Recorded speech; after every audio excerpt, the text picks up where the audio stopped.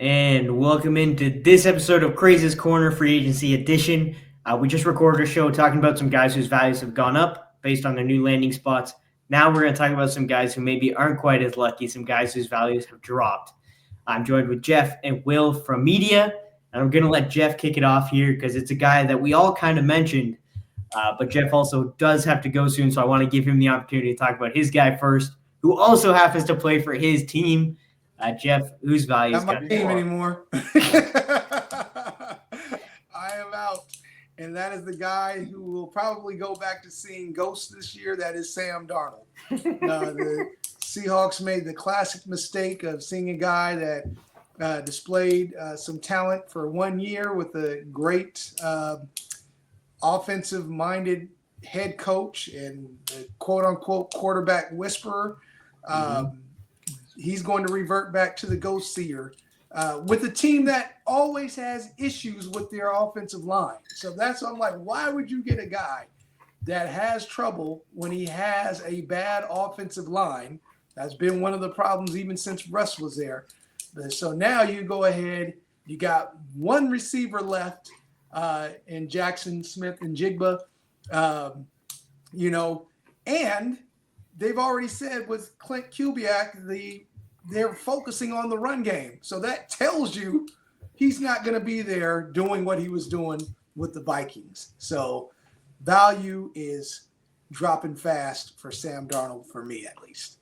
Yeah, I don't like this landing spot, as you said. The offensive line is not good. That's already a bad one. They traded away DK Metcalf. Not great for Seattle. They cut Tyler Lockett. Not great for Seattle. They did sign MVS, so I guess all of their issues are gone. They got a deep threat now. But yeah, for Sam Darnold-wise, as you said, he can do good in a good system with talent around him and when he can stay upright. And he's going to have JSN around him. I don't fully believe in Kubiak's offense, and the offensive line I also do not fully believe in. So for me, I think it definitely is a downgrade for Sam Darnold. He's going to be there for 2 years at least on this deal, 3-year, $100 million deal. So he'll be here for a couple years.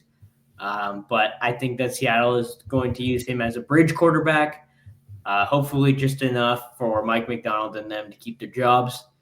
But yeah, I think for fantasy wise, he's probably has some value in a super flex league. If you're playing Dynasty, he's going to be on a roster because you need starting quarterbacks, but I wouldn't be comfortable starting Sam Darnold probably any week. Will, what do you think about Sam Darnold, who played for your team last year? I enjoyed Sam. As a Viking fan, the expectations were low this year, so it was a fun ride.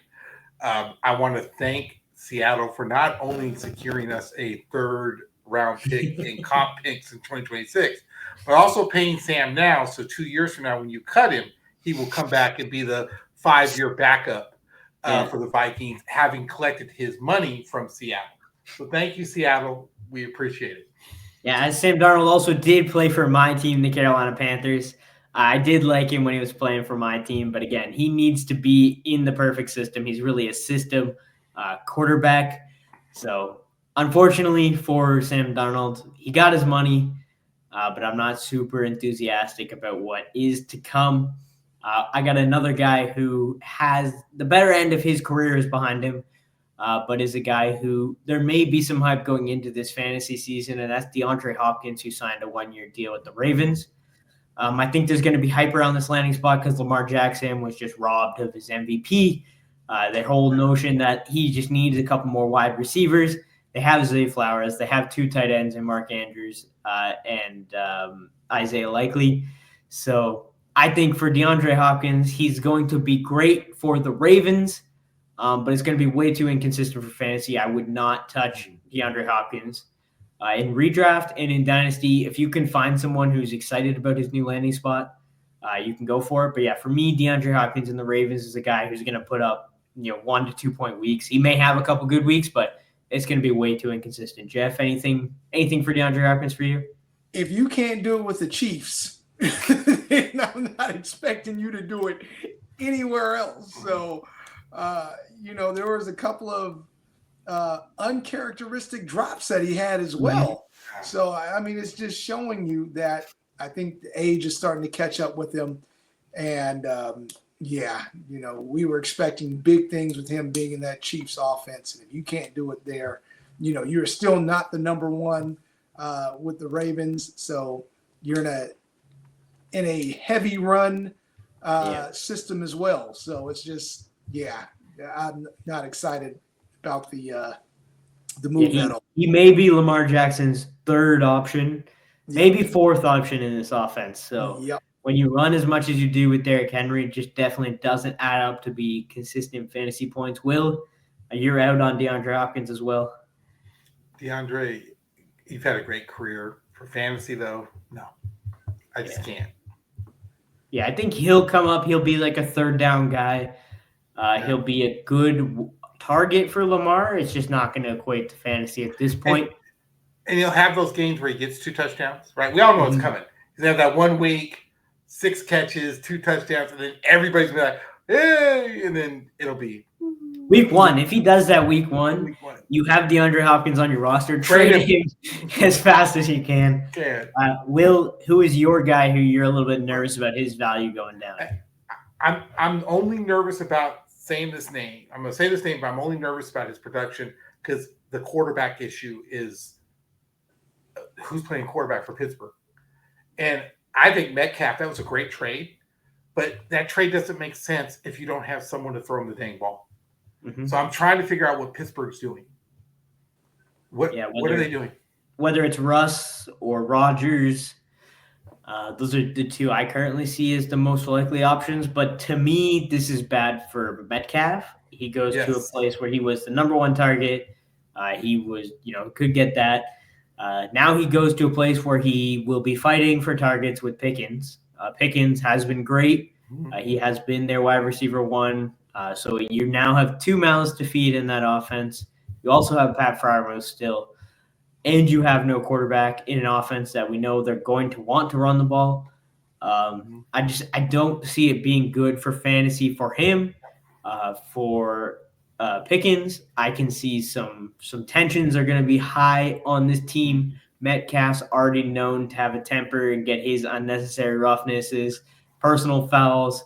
And George Pickens can also do that. So the Pittsburgh Steelers may be terrible for fantasy this year, but I don't think there will be a game where you won't want to have seen at least the one clip that these guys produce for you. It will be fun, even if it won't be producing fantasy points. Jeff, what do you think about the Steelers, who have maybe they bring Russ back and you got Russ and DK? I honestly think that it makes the most sense. I think that Pickens actually will, let's just say, tolerate Russ as well as DK. They were very close, DK and Russ. And I think if they go ahead and, let's say, pick up somebody like Ashton Genty, I don't know if he'll last that long in the draft, it could be something that works, to where everybody, if they're on the same page, the line is fixed up a little bit. This could be a decent offense. If that doesn't happen, only thing I can think of is they're maybe looking at something in the draft like a Tyler Shook, something like that. That's the whole thing. It's like everything is looking good, but you need the most important piece. And that's what they do. You cannot turn that offense over to a rookie. You give George Pickens and DK Metcalf. Mason Rudolph. Because that's what it looks like right now. So that's going to be terrible. That rookie quarterback is going to be yelled at. It's going to be a mess if they give it to a rookie, especially if they don't maybe if they get Cam Ward. Cam Ward could handle it, or Sanders, one of the top guys. But if they're going end of the first round into the second round to take a quarterback to come into this space with the only thing that I see is if this was any other team and any other coach, I'd be like, this is going to be bananas and bonkers. But because Mike Tomlin still does, have an air where guys respect him, even the worst guy, if he can deal with Antonio Brown, he can deal with these guys. So that's the only thing. I think he's going to be in this offseason really trying to get these guys to buy in. And I think those guys will. You know, he's able to get George Pickens to at least, you know, calm down to some degree and just let some things play out. So we'll see. It's going to be interesting. It's going to either go okay or it's going to be a total Mike Tomlin might be coaching somewhere else next year. Yeah, agree. I mean, that's where we're at right now. It's Tomlin. Honestly, like Tomlin could be his last year if they don't get themselves a quarterback. And I don't think it's Aaron Rodgers. If it's not Russ, I don't know who the heck it is. Yeah, and the one thing I will say, I think frozen. We lost. Is that it's funny you when you were talking about the media earlier today, that was the whole thing that I did not like with Mike Tomlin. Mm-hmm. When things worked out with Russ, they praised him. When it seemed like the wheels fell out, I'm like, dude, he was doing stuff with smoke and mirrors. You had no line, no real running game. And I'm like, and this guy still got this team who was projected to be last in the AFC North, still got them to the playoffs. So, you know, it's just crazy. I think we're gonna wrap it up. Yep. For Zach. I know you got your basketball banquet tonight. Exactly. All right, everybody. Thanks for joining us. See us next week. All right.